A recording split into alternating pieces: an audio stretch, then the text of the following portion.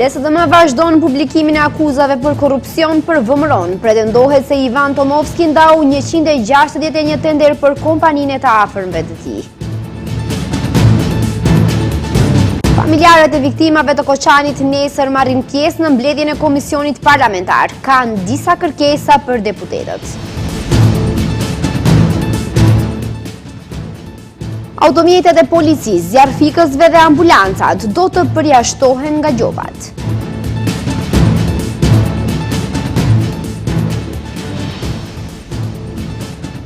Në Siri po shënohet 1 vjetori i rrëzimit të regjimit të Asadit.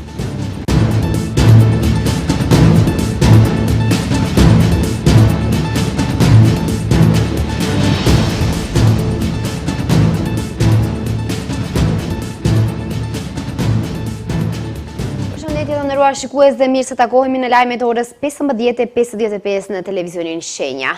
LSDM ka vazhduar edhe sot me publikimin e skandaleve korruptive të qeverisë. Zëdhënësja e partisë Bogdanka Kuzeska tha se një kompani në të cilën marrin pjesë të afërm të drejtorit të shërbimit për punë të përgjithshme dhe të përbashkëta të qeverisë Ivica Tomovskit ka fituar 161 tender në vlerë prej rreth 5.3 milion euro. Ajo theksoi se Tomovski është donatori i VMRO DPMNE-s që dallohet me shuma të mëdha. VMRO mohon akuzat. Zëdhënësja e LSDM-së Bogdanka Kuzeska sot ka paraqitur akuza serioze në lidhje me siç i quajti ajo skandalin me kompaninë familjare të lidhur me Ivica Tomovskin, drejtori i shërbimit për punë të përgjithshme dhe të përbashkëta të qeverisë. Kuzeska tha se një kompani në të cilën marrin pjesë të afërm të Tomovskit ka fituar gjithsej 161 tender në vlerë prej rreth 5.3 milion euro. Kuzeska pretendon se Tomovski po përpiqet të distancohet nga kompania, edhe pse, siç e theksoi ajo, në të janë të përfshirë babai i tij, Vitomir, i afërmi i tij, Kutanovski, Dhëndri dhe Nipi. Ajo shtoi se si numër kontakti i kompanisë figuron një numër telefoni që sipas saj i përket pikërisht Tomovskit.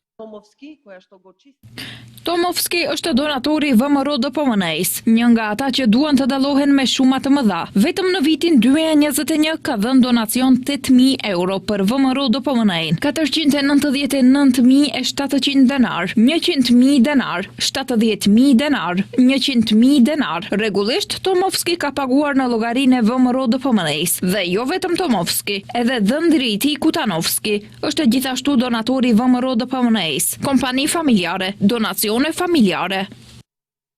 Ndërkësh në lidhje me këtë kanë reaguar nga VMRO DPMNE, sipas tyre, LSDM reagon përsëri me konstrukte politike, pa ofruar asnjë provë konkrete për ndonjë shkelje të mundshme. Është çështje logjike elementare që Tomovski nuk ka autoritet, asnjë pjesëmarrje në procedurat e prokurimit publik dhe asnjë vendim zyrtar që mund të lidhet me tenderët. Kjo është një situatë faktike qartësisht e verifikueshme. Kur nuk ka fakte, LSDM shtoi nga partia e Miskoskit përpiqet të krijojë një skandal të errëm me interpretime dhe dezinformim klasik. Kjo strategji, ata thonë se mund të ketë pasur një gjysmë efekt në të kaluarën, por sot qytetarët presin argumente. Ndërkohë, LSDM kërkon nga Komisioni Shtetëror për Parandalimin e Korrupsionit edhe nga Prokuroria Publike të hapin hetim për konflikt të mundshëm interesi dhe korrupsion në majën e qeverisë së udhëhequr nga, siç thon Christian Miskoski. Familjarët e viktimave të tragjedisë në Koçan do t'i drejtohen nesër anëtarëve të Komisionit të Përhershëm Hetimor për mbrojtjen e lirive dhe të drejtave të qytetarëve. Në parashtresë të ndërguar kuvendit, familjarët dhe të afërmit e viktimave kërkojnë drejtësi për të parandaluar viktima të tjera. Komisioni i Përhershëm Parlamentar Hetimor për mbrojtjen e lirive dhe të drejtave të qytetarëve ka caktuar për nesër seancën për tragjedinë në Koçan, ku pritet që anëtarëve të komisionit t'u drejtohen edhe familjarët e viktimave të tragjedisë. Në parashtresën dërguar kuvendit, familjarët dhe të afërmit e viktimave kërkojnë drejtësi për të parandaluar viktima të tjera të korrupsionit. Në letrën e tyre ata i kanë adresuar kërkesat e tyre ndaj komisionit parlamentar, ku mes tjerash kërkojnë të ngrehet procedurë për shqyrtimin e këtij rasti si shkelje serioze të drejtave dhe lirive të njeriut. Ti thërrisni për t'i marrë në pyetje të gjitha institucionet relevante, funksionar dhe persona fizik të cilët kanë pasur kompetenca, apo ishin në një pozicion përgjegjes para, gjatë dhe pas ngjarjes tragjike. Të inicioni hetim themelor parlamentar përmes komisionit të përhershëm parlamentar hetimor, me të cilin udhëhiqni, me qëllim që të zbulohen të gjitha mangësitë e sistemit dhe mbulimet eventuale, me theks të veçantë në rolin e korrupsionit. Të propozoni ndryshime urgjente në regulativën ligjore për punë të objekteve hotelierike, përfshirë edhe standarde të qarta të sigurisë, transparencë në dhënien e lejeve dhe përforcimi i kontrollit ndaj organeve inspektuese. Dhe nëse vërtetoni se ka pasur shkelje masive të drejtave të njeriut në tragjedinë e Koçanit, të ngreni procedurë për përcaktimin e përgjegjësisë të funksionet publike. Nga Partia e Majta, lideri i së cilës është kryetari i Komisionit të Përhershëm Parlamentar për Mbrojtjet e të Drejtave dhe Lirive të Qytetarëve, u kanë bërë thirrje deputetëve të shumicës parlamentare dhe përfaqësuesve të ftuar të pushtetit që të marrin pjesë në seancë. Ata thanë se nesër është dita e vetme kur prindërit e viktimave mund të flasin nga foltoria e kuvendit. E Majta rikujtoi se 3 herë ka tentuar që të caktojë këtë seancë, por siç tha nga kjo parti, ajo është bllokuar nga shumica parlamentare. Bëjmë apel që nesër të mos përsëritet edhe një turp institucional. Seanca duhet të mbahet pa vonesa, pa justifikime boshe dhe pa kalkulime politike. Prindërit vinë për të thënë atë që shteti prej muajsh refuzon ta dëgjojë. Nga pushteti dhe drejtuesit e shtetit pritet të paktën të paraqiten dhe t'u hedhin një sy njerëzve që kërkojnë drejtësi, përgjegjësi dhe ndryshim. Çdo shmangje apo sabotim i ri do të ishte edhe një fyerje tjetër për familjet, por edhe për popullin, si dhe edhe një hap drejt ruajtjes së sistemit që lejon të përsërisë tragjedinë. Ndërkaq që dhe shumica parlamentare javën e kaluar ka formuar komision parlamentar për hetimin e tragjedive që kanë ndodhur viteve të fundit në vend, por ky komision ende nuk ka mbajtur seancë. Nga ana tjetër edhe LSDM-ja, BDI-ja dhe e Majta kishin dorëzuar në kuvend propozim për komision të posaçëm hetimor për rastin e Koçanit, por propozimi i tyre nuk mori votat e nevojshme në kuvend. Maqedonia e Veriut shënon sot ditën e Shën Klementit të Ohrit. Krerët e shtetit dhe të partive politike gjatë urimeve të tyre thanë se investimi në arsim, kulturë dhe dije është themeli më i fortë mbi të cilin ndërtohet një shtet i qëndrueshëm. Në vend sot u shënua 8 dhjetori dita e Shën Klementit të Ohrit. Për këtë fest gjetën rastin ta urojnë edhe krerët më të lartë shtetëror. Presidentja Gordana Siljanovska-Davkova u dërgoi urime të gjithë besimtarëve të besimit ortodoks me rastin e festës kombëtare të Shën Klementit të Ohrit. Trashëgimia më e madhe e Klementit është shkrimleximi dhe vlerat që i mundësuan njerëzve të kuptonin librat dhe në këtë mënyrë të kuptonin veten, të mësonin se janë përgjegjës jo vetëm për jetën e tyre, por edhe për jetën e komunitetit. Kryetari i Parlamentit Afrim Gashi në emër të kuvendit shprehu urimet më të sinqerta për këtë festë. Kjo ditë na kujton se investimi në arsim, kulturë dhe dije është themeli më i fortë mbi të cilin ndërtohet një shtet i qëndrueshëm, i drejtë dhe demokratik. Uroj që kjo ditë të jetë nxitje për një përkushtim edhe më të madh ndaj arsimit, shkencës, tolerancës dhe respektit të ndërsjellët. Këtë ditë e ka kujtuar edhe kryeministri Hristijan Mickoski. Kjo ditë na kujton rëndësinë e ruajtjes dhe promovimit të asaj që na ka mbetur si trashëgimia jonë më e vlefshme, gjuha dhe shkrimleximi. Le të vazhdojmë të ndërtojmë një shoqëri të fortë duke investuar në të rinjtë tanë, në njohuritë dhe në pasuritë kulturore që na bashkon. Venko Filipçe, kryetari i LSDM-s, theksoi se trashëgimia e Shën Klementit të Ohrit na kujton se këmbgulja është zgjidhja për çdo sfidë dhe një udhërrëfyes drejt përparimit. Kontributi dhe këmbgulja e Shën Klementit të Ohrit në përhapjen e shkrimleximit, edhe gjatë kohërave të përsekutimit edhe dënimit, janë një kujtesë se forca e një populli qëndron në shkrimleximin, kulturën dhe arsimin e tij. Gjatë ditës u shënuan edhe disa aktivitete në nder të kësaj feste. U vendosën lule para përmendores së Shën Klementit të Ohrit, që gjendet në oborrin e universitetit që e mban këtë emër. Në kuvend u nda dhe çmimi shtetëror Shën Klementi i Ohrit për vitin 2025. Administrata gjyqësore në disa gjykata ka kërcënuar se nga nesër do të ndërpres punën.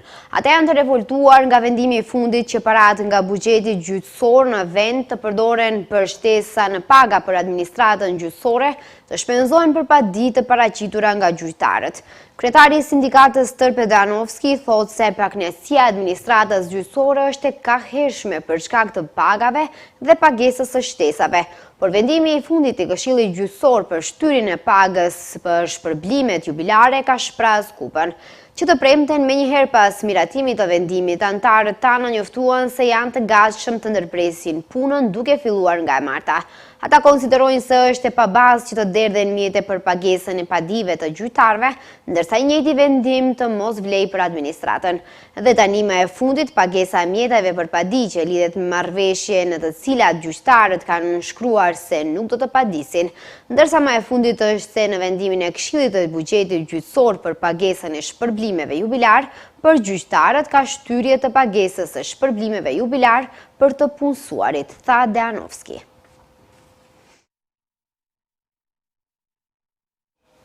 Sistemi i qytetit sigurt në të ardhmen do t'i përjashtojë nga gjobat, ambulancat, zjarfiksit dhe policinë, edhe pse shkeljet e tyre do të ruhen në sistem.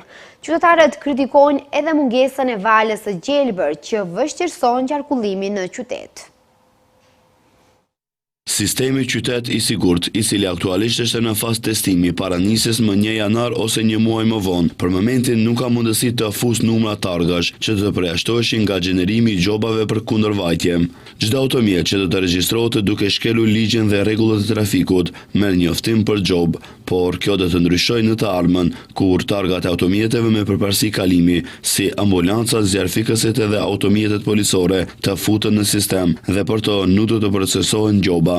Në sistem do të ekzistojnë prova se këto automjete kanë shkelur rregullat e trafikut. Megjithatë, kjo hap pyetjen për mundësi abuzimi me këtë opsion, pra mundësinë që personat me qasje në sistem, me urdhër të dikujt ose me iniciativë personale, të fusin targat automjeteve që nuk kanë përparësi kalimi, si ato të politikanëve, personave me ndikim apo të miqve të tyre. Nga Ministria e Brendshme premtojnë se do të ketë mekanizma kontrolli. Ndërkohë, një nga reagimet më të mëdha në rrjetet sociale për sistemin qytet i sigurt është mungesa e infrastrukturës së duhur të trafikut, veçanërisht e të shoqëruarit të Val e Gjelbër. Kjo do të thotë që semaforët të jenë të koordinuar në mënyrë që drita e Gjelbër të ndizet në mënyrë të njëpasnjëshme, duke krijuar një val sinjalesh të gjelbra për automjetet që lëvizin me shpejtësinë e rekomanduar prej 40 deri 50% km/h në zonat urbane. Tek një 46 vjeçar nga Pogradeci janë gjetur dhe marrë 62 pako me marihuanë në magjistralen Struk Qaftan. Nga Ministria e Punëve të Brendshme thonë se është njoftuar prokurori publik, droga është marrë dhe personi me iniciale atë është dërguar në stacion policor. Sot në orën 7:05 në magjistralen Shkup Qaftan, në afërsitë e fshatit Rangov, zyrtarët policor kanë privuar nga liria personin me iniciale atë nga Pogradeci, Republika e Shqipërisë. Bën me dije nga MPB. Gjatë kontrollit të kryer në automjetin Opel Zafira me tabelat të strugës, të cilin ai drejtonte, janë gjetur 3 çanta me 62 pako me marihuanë. Njoftojnë ata më tej. Pas dokumentimit të plotë të rastit, njësiti për punë të brendshme Struk do të bëjë kallëzim penal. Me afrimin e festave të fundvitit, Ministria e Punëve të Brendshme njoftojnë se pas një aksioni për parandalimin e shitjes së paligjshme të mjeteve piroteknike, janë sekuestruar 7.107 copë mjetesh piroteknike në Bit Pazar të Shkupit, ndërsa ata njoftojnë se po kërkohen persona që i shisnin. Nga MPB thonë se do të vazhdojnë të ndërmarrin masa dhe aktivitete për parandalimin e tregtisë së paligjshme me mjete piroteknike. Sot punonjës policie në hyrje të Bit Pazarit kanë sekuestruar 7.107 copë mjetesh piroteknike të vendosura në 3 stenda të improvizuara. Mjetet piroteknike, sqarojnë ata, janë sekuestruar dhe po ndërmerren masa për gjetjen e personave që i shisnin, pas së cilës do të dorëzohet kallëzim përkatës, theksojnë nga MPB.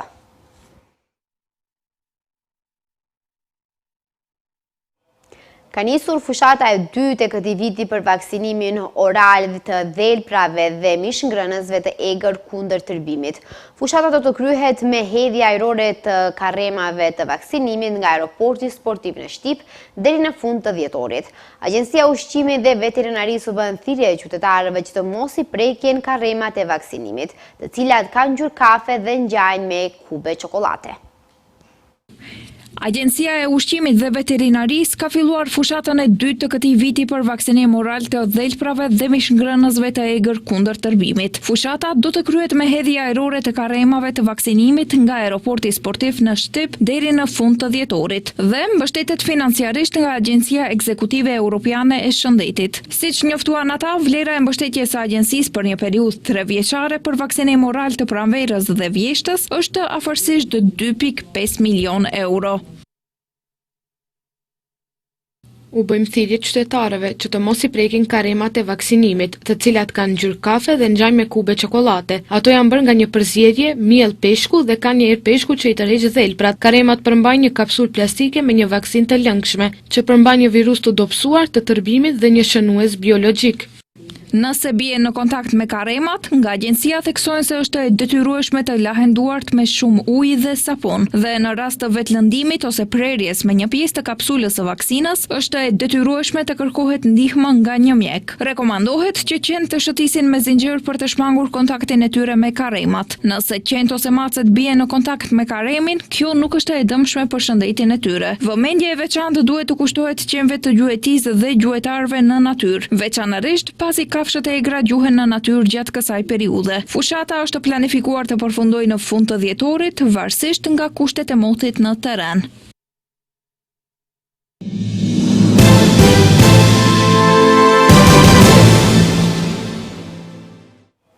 Zëdhënësi i dhomave të specializuara Michael Doyle në një përgjigje për Front Online ka bërë të ditur se trupi gjykues ka miratuar një urdhër të ri procedural i cili përcakton afatet dhe udhëzimet për fazat e mbetura të gjykimit ndaj ish-krerëve të ushtrisë çlirimtare të Kosovës. Gjykata ka saktuar 19 janarin 2026 si afat përfundimtar që prokuroria dhe mbrojtja të dorëzojnë dosjet e tyre gjyqësore. Trupi gjykues saktoi gjithashtu 19 janarin 2026 si afat për prokurorinë dhe mbrojtjen për të paraqitur dosje gjyqësore përfundimtare të tyre dhe për mbrojtjen e viktimave për dorëzimin e deklaratës mbi pasojat e krimeve të pretenduara për 155 viktima pjesëmarrëse në këtë çështje gjyqësore, thuhet në deklaratën e Doylet. Deklaratat përfundimtare të palëve sipas zëdhënësit janë planifikuar të zhvillohen nga 9 deri 13 shkurt 2026, duke shënuar fundin e pjesës publike të gjykimit. Presidenti Ukrainas Volodymyr Zelensky ka thënë se negociatorët ukrainas që po diskutojnë propozimin e paqes të SBA-s nuk kanë arritur ende një marrëveshje mbi territorin në rajonin e Donbasit. Presidenti Ukrainës në një intervistë se elementet e propozimit të SBA-s kërkojnë diskutim të mëtejshëm mbi një numër çështjesh të ndjeshme, duke përfshirë garancitë e sigurisë dhe rajonet e Donetskut dhe Luhanskut. Ekzistojnë vizione për SBA-n, Rusinë dhe Ukrainën dhe ne nuk kemi një pikpamje të unifikuar për Donbasin, tha Zelensky për Bloomberg News. Kjo vjen pasi Donald Trump tha mbrëm se ishte pak i zhgënjur që Zelensky nuk e kishte lexuar propozimin dhe besonte se presidenti i Ukrainës nuk ishte gati ta nënshkruante atë. Një nga çështjet më të diskutueshme në planin fillestar të paqes prej 28 pikash të SBA-s përfshinte lëshimet territoriale të Ukrainës ndaj Rusisë, duke përfshirë të gjithë Krimen, Luhanskun dhe Donetskun.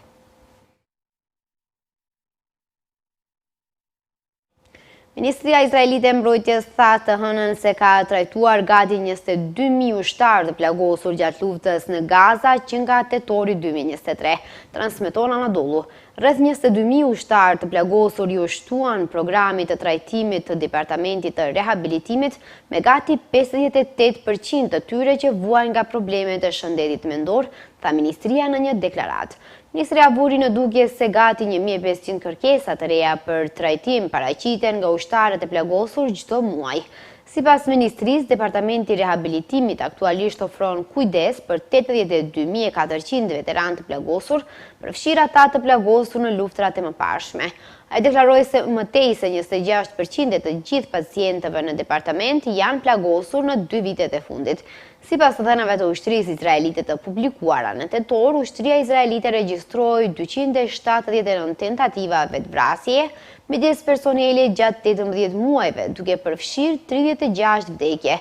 Izraeli ka vrarë më shumë se 70.000 njerëz, kryesisht gra dhe fëmijë, dhe ka plagosur mbi 171.000 të tjerë në Gaza që nga tetori i vitit 2023. Gjatë së njëjtës periudhë, Izraeli nisi sulme ajrore kundër Libanit, Yemenit, Iranit dhe Sirisë. Presidenti sirian Ahmed al-Shara dha një mesazh vëllazërie në xhamin Umayyad, ku ai fali namazin e sabahut në përvjetorin e rënies së regjimit të Bashar al-Assadit. Shara mbërriti në xhami i veshur me uniformën ushtarake që mbante veshur kur hyri në Damask vitin e kaluar. Ai hapi një dhuratë nga mbulesa e Qabes në Arabinë Saudite të gdhendur me vargje kuranore dhe të dhuruar për xhamin për të përkujtuar përvjetorin e rrëzimit të regjimit të Asadit. Duke ju referuar përvjetorit të revolucionit, Shara i cilësoi revolucionarët dhe luftëtarët heroik që shkruan një histori të re për të gjithë umetin. Në anën tjetër, përgatitjet për festimet janë duke u zhvilluar në provinca të ndryshme, pasi 8 dhjetori, dita kur regjimi i rrëzuar, është shpallur fest kombëtare në të gjithë vendin.